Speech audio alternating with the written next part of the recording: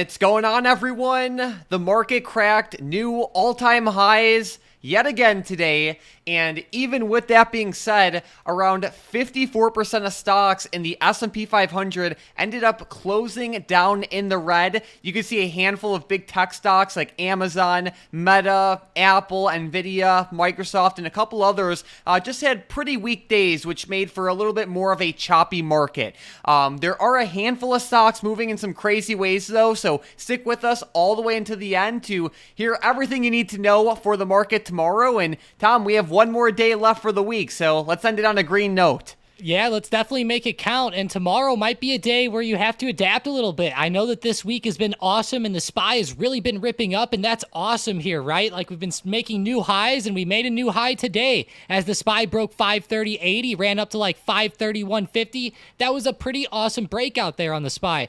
But we started really trading lower, and a lot of these tech stocks like Amazon and others are getting close to support. So I'm really like watching the SPY tomorrow very closely. There's a big resistance overhead here right around 530. If we continue to stay under 530 and the SPY doesn't re-break and just doesn't get any good momentum, I'm going to have to look at it down, at least for it to continue to chop around this range. But I'm really going to watch this like 527, 526.80 support. I think that we could start to trend back towards that area where we saw a bit of chop on Wednesday. So that's kind of what I'm looking at here, Mike, for tomorrow to end the week. It just was not the best close with the SPY and with all these stocks down in the red, especially the tech stocks. All right, sounds good. One stock, or I guess you could say two stocks that have truly been going crazy over the past week. Obviously, have been AMC and GameStop, and they've just been fading lower very slowly over the past 2 days. They are down quite a bit though from their recent highs of the week. Just like we said yesterday, these stocks are a complete game of momentum. When they are shooting to the upside and everyone is talking about them, it brings in more attention and more buying pressure, therefore making the stocks go up even more, just like we saw earlier in the week. But at the same time, when the stocks start to fade lower and less people talk about them and there's less attention with them, they just slowly like die, right? So just like we've seen the first time when these stocks initially popped off in 2021. So either way, with GameStop and AMC right now, they're looking a little rough, and they're a complete game of momentum. The more attention they have, the more crazy they can go. But when that attention fades, it's a dangerous situation to be in. Yeah, exactly. Like today, down 15% on AMC. We have GME down 30% as well. I know a lot of traders were actually switching over towards like FFIE. That one had a lot more momentum, around 134% to the upside today at one, and even higher in the middle of the day, honestly. It was actually starting to halt quite a bit as well. So FFIE was not the worst one out there. I know a lot of the GameStop and AMC traders were kind of flipping over there, Mike, but it's definitely not good to see GameStop moving lower. My big thing is I'm watching the daily chart closely with these ones. As it starts to dip, I'm definitely going to watch these areas coming up, like $18 to $24. If we do start to see like a good base form and then maybe, some good momentum back up, then I think that that's where the opportunity is with these. But of course, be very careful. They are extremely risky stocks. But, let's go, Mike. We actually had a couple other stocks that were moving pretty high today as well, like the China stocks. And we've been talking about those a ton over the past couple weeks. There's been a lot of big money plays. We've talked about them a lot for just setups for the next day and etc. And of course, we've been eyeing them up for a long time, Mike, especially you. So it was amazing to see Baba, JD, Baidu, and others start to do really well again today. Absolutely. And like you said, the big money's been loading up on them over like the past couple weeks and months. And I know a lot of our viewers definitely know that as well. But some interesting news related to these Chinese stocks is that Michael Burry has been loading up on them as well. So we just got a recent update of Michael Burry's recent moves, and we can see JD and Baba are his two biggest holdings, and he's also added to those positions over the recent quarter. So that's good to see. He also has Baidu, towards the, I guess you could say, bottom section of his top holdings list. But it's just good to see, I guess you could see some respected investors over time, like Michael Burry, buying into them along with the big money. And of course, along with the Chinese government doing anything they can to pump their markets right now. But either way, these stocks have definitely been pumping lately. They really have. Like, look at these daily charts, guys, and look at some of the big money plays. Like FXI here, bought into April 29th. I'm going to go ahead and draw a red arrow to April 29th, Mike, because it was like right in the middle on the way up here. I'm sure a lot of people thought that the stock might have been overextended there, and I don't know. Now I would say it's overextended, but it got all the way up to $29, almost $30 now. We've had a couple on BABA, I think Queb as well. So there's been a lot going on with these China stocks over the past couple months, and I would say a few months with these big money plays. So let's go. These are some awesome plays, guys, and there's been a lot of positivity and profits in the Discord. So congratulations.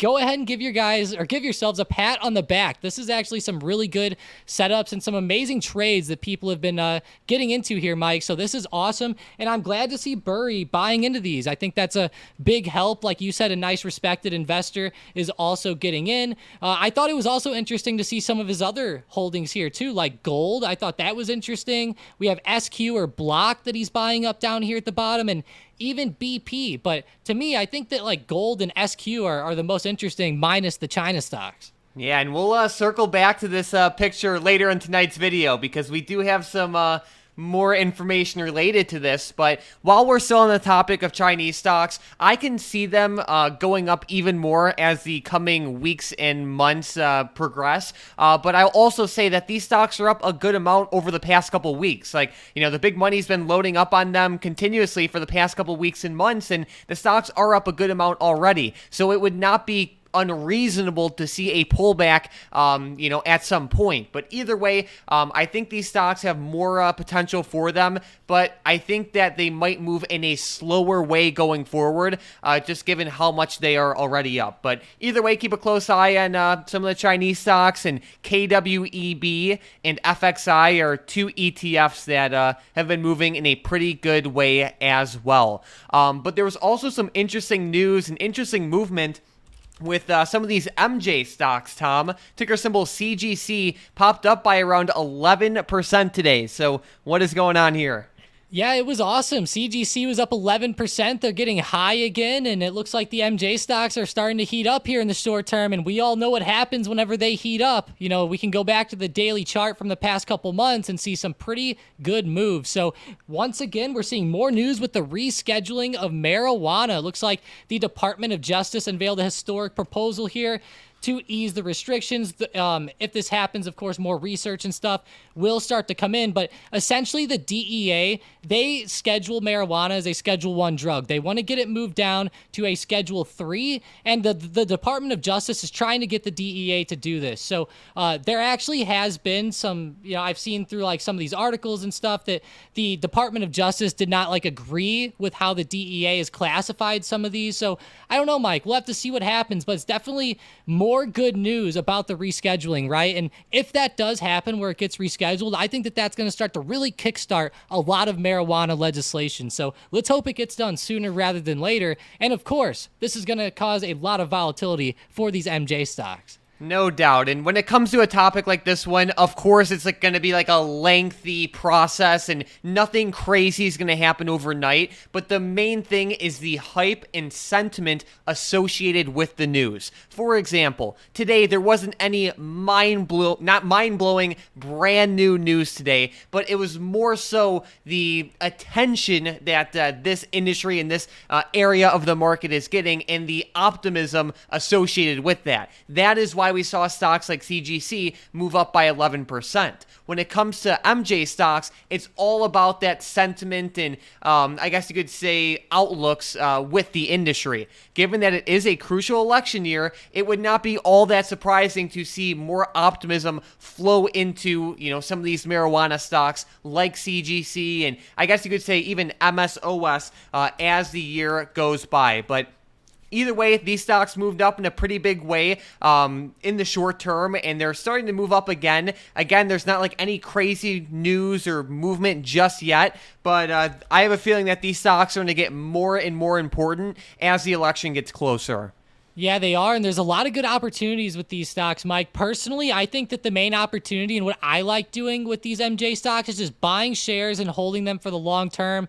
Of course, getting in at a good price is a very big deal with these, but realize that they're going to be very, very risky. I always like what you say, Mike. If you can't handle the heat, you got to get out of the kitchen with these ones. Like, they are extremely volatile, and of course, with volatility can come great reward, but also great risk. So keep that in mind. But I do love this sector, Mike, and I know a lot of viewers out there really like this sector too. So we'll definitely be keeping our eyes on this sector a lot over the next few months as the election starts to come up.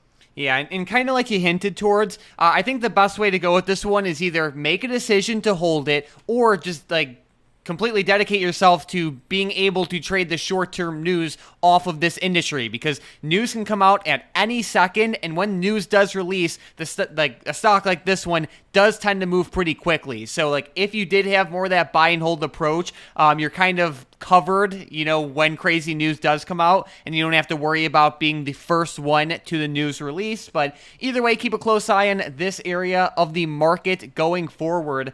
But Tom, looking at the rest of the week, most of the big earnings and economic events are behind us, but what's on the schedule?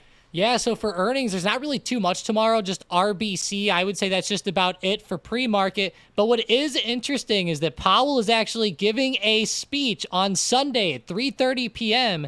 Now, Mike, a lot of people are going to be like, oh my gosh, Powell's speaking, right? But hey, guess what? It's only a commencement speech at the Georgetown Law commencement ceremony. So, hey, don't shoot the messenger here, but I doubt this is going to move the market. All right, so we have a Powell speech on Sunday.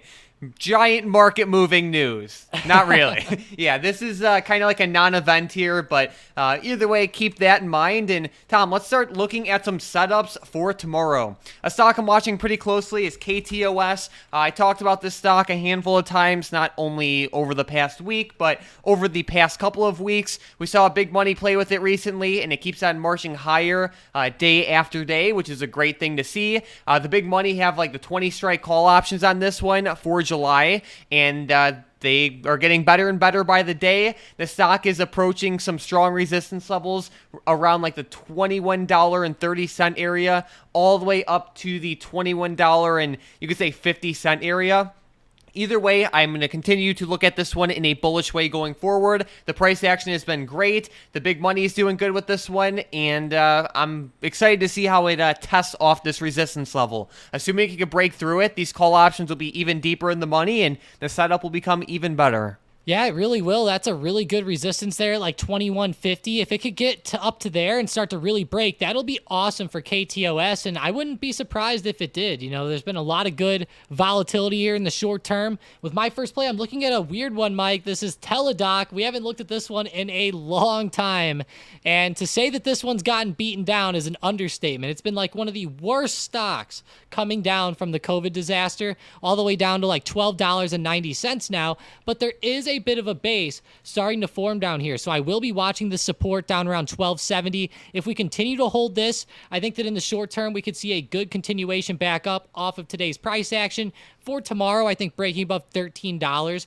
would be a good level to watch for. But if we do get that break, then I will be watching this one up. So let's go Teladoc, Mike. It's been a long time, and I'm not really looking to buy this one for the long term down here, although maybe I will in the future. This is more of a short-term play for me, though. All right, sounds good. Another stock I'm watching pretty closely is CGC. I know we talked about this stock a lot in this video already, but the price action has been pretty good in the short term, and especially if we can see more bullish price action come into this stock tomorrow, kind of like what we saw today, that would indicate that the buying pressure is, strong and resilient, which is something you definitely want to see in a situation like this. Another thing is that it did run up very good just a couple weeks ago, all the way up to like the $15 area, and it's bounced off that support around $9 a share in a strong way. So it'd be awesome to see a retest of course, ideally 15, but even if we saw a retest of around like 13 or so, that would be a pretty good move.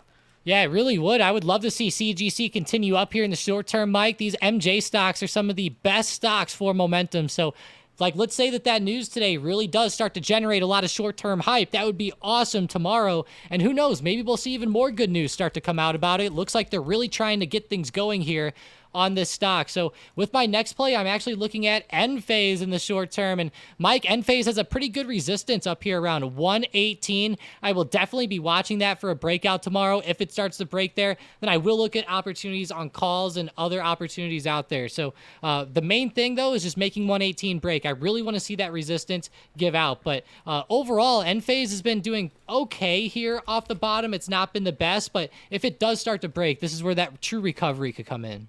All right, sounds good. Well, let's get right into today's momentum plays. And with the first one, we have Chewy again to the upside. CHWI, this one was great today, Mike. I'm looking at it at $17 even. That's a perfect whole dollar mark. So if it breaks there, I will look at opportunities to the upside.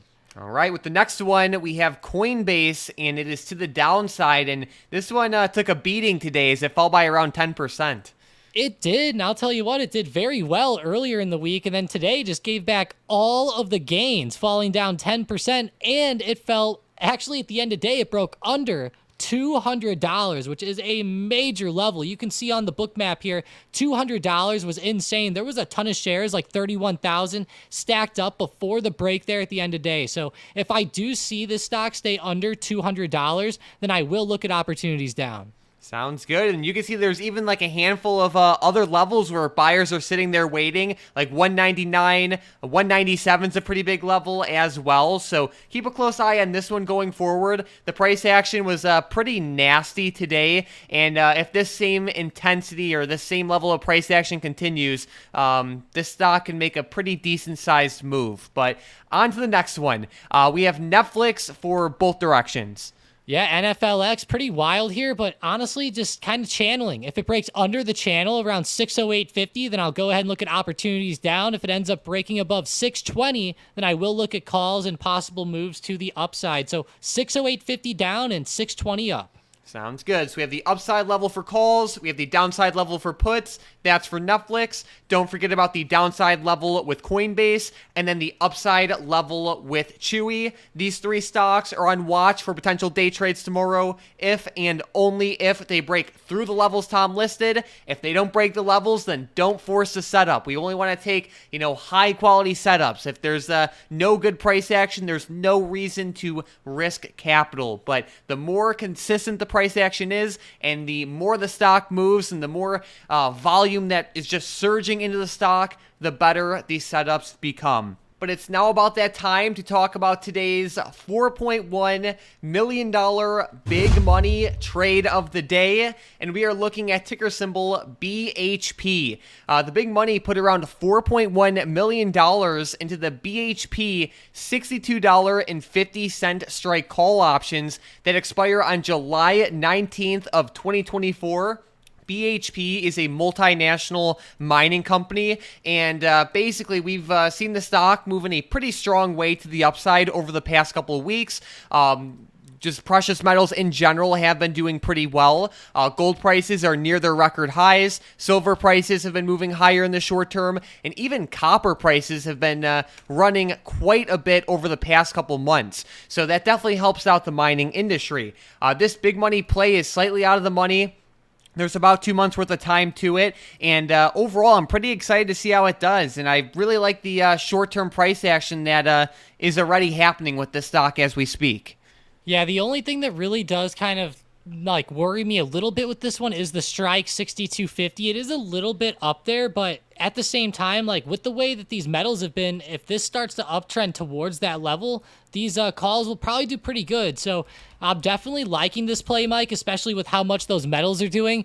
I almost could not believe the copper chart. Whenever you said copper, I was like, oh my gosh, copper is really on fire here in the short term. So yeah, it's so good to see gold, silver, copper, etc. starting to continue to do good. I know silver is another one that we've looked at in the short term. There's even a fire big money play on that one, guys. That one's on fire lately. People have been loving that. But yeah, silver going up too. So yeah, I'll keep my eyes on BHP. It's an interesting one. And I will say this, the metals have been doing very good lately. So out of all the big money plays, metals have been probably some of the better ones. Yep, and you can't forget about the China stocks too. But either way, keep a close eye on BHP going forward. It's a very interesting one given the dollar amount. $4 million is definitely one of the big money trades that we've seen in some time. And there's also some just real effects associated with this big money play.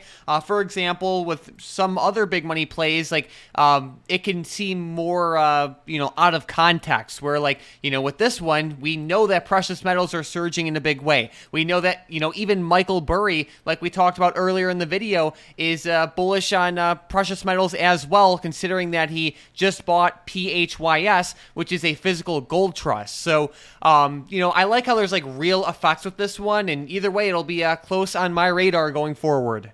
Yeah, mine too. And even looking at the stock, there's been a really good support forming too around 55. There's been a lot of good bullish price action in the short term, right back up to the middle of the zone here. I could see it getting back up to that 62.50, 63, upper resistance there. So even on a charting standpoint, it's not bad, right? It almost reminds me of a channel or something like that, but I would love to see it get towards that upper resistance here once again. And I know that, a lot of people out there, they just buy into the big money play anyways. And in the short term, there is a pretty good resistance around $60.50 to $61. So if you're waiting for a level for something to break out above, that would be one that I'm eyeing up in the short term.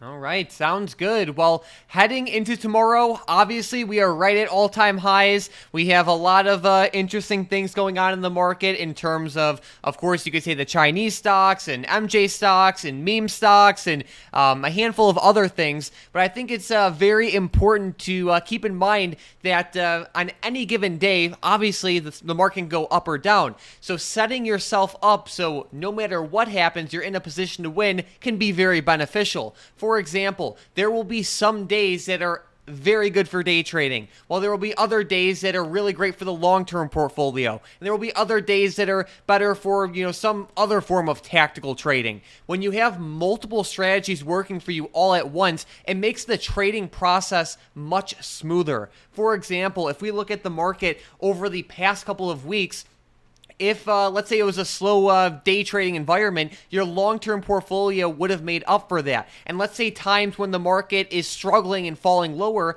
when your long-term portfolio is taking a hit, some of your shorter-term trades can make up for the losses there. So if you don't already do this, consider deploying multiple strategies that work on multiple different time frames. It can definitely help smoothen everything out quite a bit. And before we close out, I want to give a giant shout out to today's member of the day, Manny1526, who had a great post in the Profits channel today, especially with Baba, and they're doing pretty well with the big money play there. So awesome job, Manny1526. Keep up all the great work and keep on rolling. We love to see screenshots and profit posts like this one. If you are new to the channel, consider demolishing that subscribe button to get our videos recommended to you more often. We post brand new videos all the time and cover all the important things you have to know about the stock market in 20 to 25 minutes or less. Besides that, thank you all so much for watching, and let's end the week on a green note.